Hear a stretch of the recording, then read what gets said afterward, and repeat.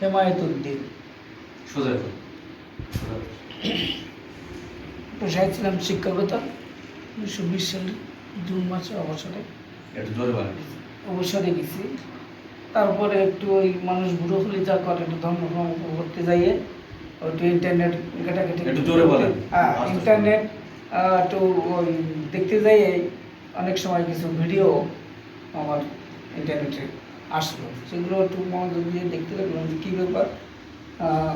প্রায় ইউটিউবারদের কোরআনের আয়াত পাঠ করে এবং অর্থ পেশ করে এবং তার মর্ম কথাগুলো ব্যাখ্যা করে, কিন্তু প্রচলিত যে কোরআনে সেইভাবে অর্থ দেয় নাই এবং আলেমরা যা প্রচলিত ইবাদত করতেছে এইগুলো কোরআনের সাথে কোনটা হয়, এইরকম একটা কনফিউশন পড়ে যেয়ে নিজের মনে খুব উৎসাহ হলো। এখন ইউটিউব খুঁজতে লাগলাম যে কারা কারা কোরআন এরকম করতে করতে করে ব্যাখ্যা করে।